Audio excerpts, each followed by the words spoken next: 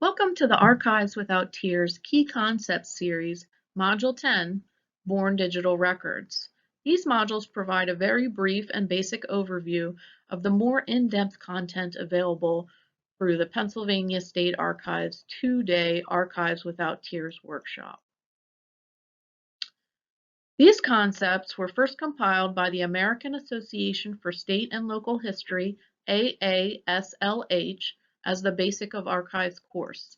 With funding from the National Historical Publications and Records Commission, the Pennsylvania State Archives adapted those principles into the Archives Without Tears, or AWOT, an in-person 2-day workshop offering practical and accessible guidance for historical records repositories.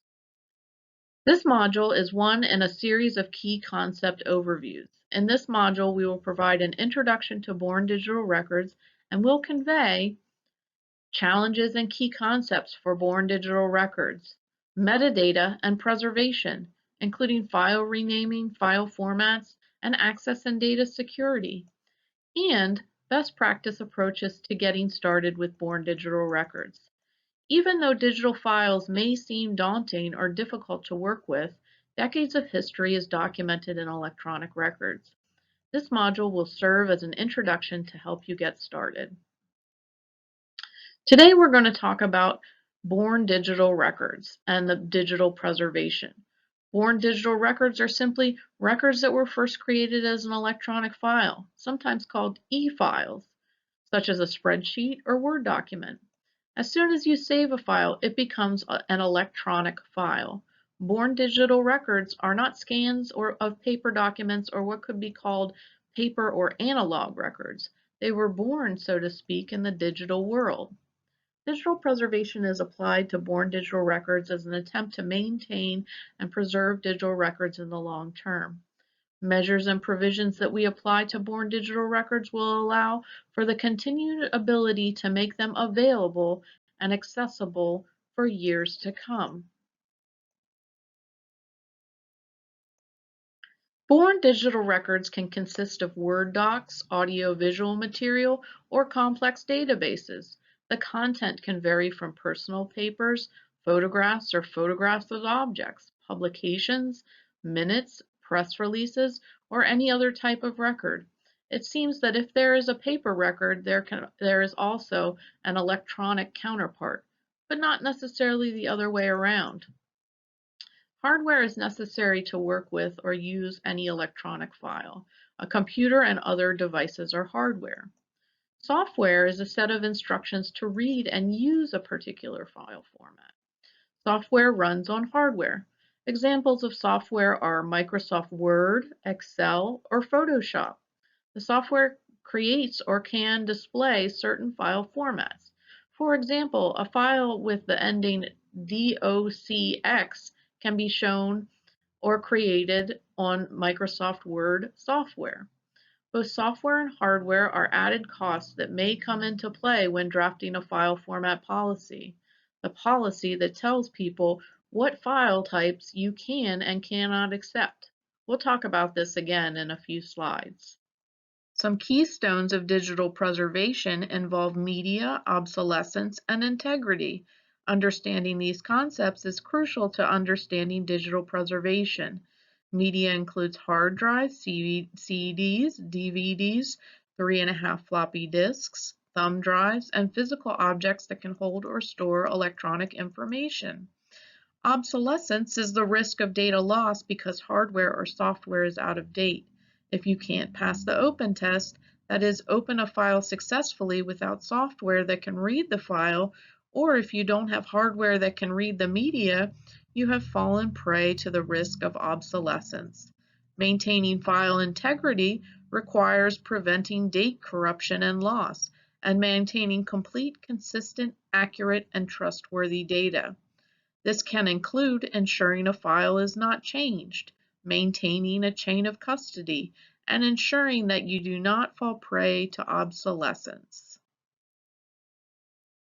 One of the challenges of digital records is that they are so easy to create.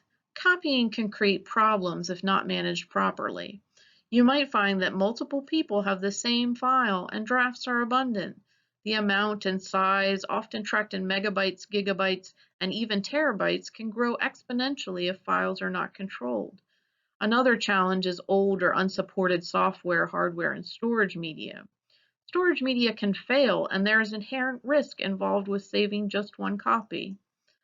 Older files you may not even be able to open. Ever find a stick drive or jump drive that has information you cannot open? You might have a CD of photos, but may not have a CD player on your new computer. Managing files is a challenge too. Files should be maintained in a logical order, separate by date or subject. It's important to put e-files on a local share location and review on a regular basis. When you have properly managed and gained control of your digital collections, then preserve. Because electronic records are fragile, it is best to keep 3, but only 3 maintained and monitored copies, which should include a use copy. I recommend to have 3 copies on different storage mediums, 1 for access and 2 kept in other geographic locations. Metadata, which we learned about in Module 8, applies to born digital records as well as digitized records. Metadata is data about data. There are several types of metadata. Technical, descriptive, structural, administrative, and preservation are all examples of metadata. Technical metadata is the data inherent in electronic files, while descriptive metadata is applied by a user. Descriptive metadata helps people find the record, like the information in a finding aid. Technical metadata provides users and machines information about technical specifications and context. File format and application are considered technical metadata. Structural metadata is information about the relationship between the parts that make up a compound object. EAD and MARC are standards for structuring metadata. Administrative metadata has to do with the ability to manage a record and is usually external to the content. It documents ordering, acquisition, maintenance, licensing, rights, ownership, and provenance. An audit trail is an example. Preservation metadata can include fixity. Fixity is like the fingerprint of the record. It is a stamp, also seen as a line of letters and numbers, that determines the authenticity and identity of a file. If file text, metadata, or format ever changes, the fixity is then compromised. File format can also be considered preservation metadata.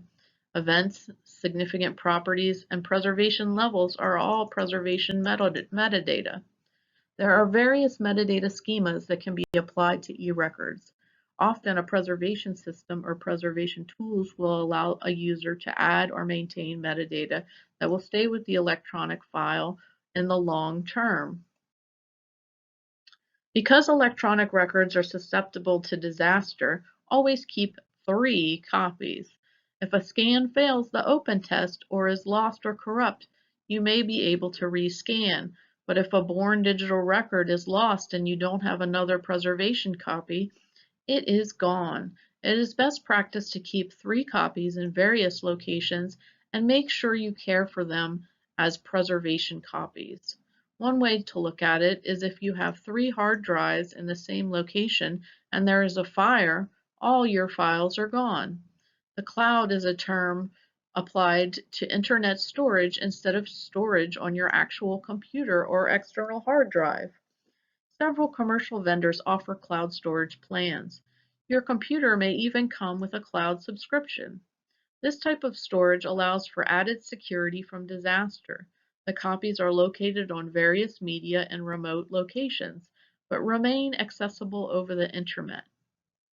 You might keep 2 external hard drives in separate locations and 1 version in the cloud, or you might have 2 cloud instances and 1 external hard drive. Storage can become an issue of size and cost. If you have more than 3 copies or files are unmanaged, storage can quickly get out of control. If cost is a factor for your institution, look for ways to manage accessions and existing records sustainably in the long term. Please note, even though cloud storage is standard, it is a third-party proprietary host. If the provider suddenly goes out of business, you might not be able to grab your data. They may charge fees, now and in the future. Make sure that you have a plan in case service or terms change. We discussed file renaming in Module 8, Digitization, but I'd like to discuss how it applies to preservation. Some systems have a maximum character length, both a file name length and a path name length. Either software or hardware can limit maximum character length as well. For example, Windows limits paths and file names to 256 characters, but other software and programs might limit your character length more strictly than that. You can lose data if your file name is too long and it is moved to a storage device or other location like a nested folder, and the limit is exceeded. Some systems don't like special characters, such as the ones in this slide. Remember to search for special characters in your file name like $signs and hashtags to prevent future issues. There are low-cost programs available to help manage file renaming as well as many other tasks. See the copter reference at the end of this slideshow for a comprehensive list. Some repositories have a preferred file format policy. This can allow your repository to manage size, amount, and preservation as well. If you have no way to render or view certain file formats, consider not accepting these types of files. Weigh the costs and benefits of accepting certain formats if you can never provide access. In the future, there may be a way to migrate the file format or convert it to a readable format, but can your repository accommodate the costs involved? Are you just storing an unusable file? PDFA is a great option for long-term records. Accepting records in this format will hopefully suit your repository's file format policy, although it can be optimal to also have the original born digital record. Defining what file types your repository will accept and which they will not is an important digital preservation policy. Access is a key tenet of archival repositories. It is something we all strive for. Not all repositories can provide service through the cloud, but if you have hardware and software that can render or read a particular file format, on-site access is an avenue. Migration, which we discussed in the previous slide, may be required to view a file format that is obsolete. You might convert a WordPerfect file to a Microsoft Word document so a patron can view it. Migrate files to supported formats when they are considered at risk for access and/or long-term preservation. It is important to think before you convert. Will another format be better in the future? Is it better to have the features of the original record or the PDFA? Do you want to accept large AV formats that you will not be able to maintain in the long term? Converting from spreadsheets to PDFA might lose some of the original features. For example, if you change a TIFF file to a JPEG, you lose resolution. Data security manages risk. Hacking and malware are common threats. Who can view your files? Who can change or edit them? Who has access? These questions are important for several reasons. For example, a patron could open a Word doc on a shared access drive and accidentally change a file and hit save. A read-only PDF or PDFA use copy would secure a document and the staff member could immediately recognize if a file was altered. Backup preservation copies allow you to restore lost or altered files. In addition, always have up-to-date virus protection and monitor your repository's internet connection and risk factors. Different efforts can help you on your way to implementing and sustainably managing digital preservation in your collections. Plan a project to bring in e-records for preservation and access. Workflows can help your repository identify who does what when in the digital preservation process. Just as you learned in other modules on paper records, you want to document your actions.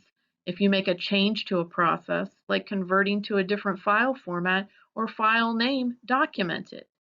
Keep an inventory list of your files so you can retain data about the original file names. Tools found on the Copter registry can assist with this effort. Write down preservation policies such as your digital mission statement, terminology, digital collections policy, file format policy. You want to include digital records in your collecting policy, which you learned about in Module 2. Importantly, stay up to date on training offered by various organizations such as the Society of American Archivists, the Council of State Archivists, Digital Power, and the Digital Preservation Coalition. You can search for digital preservation training on your browser. The digital world is always changing.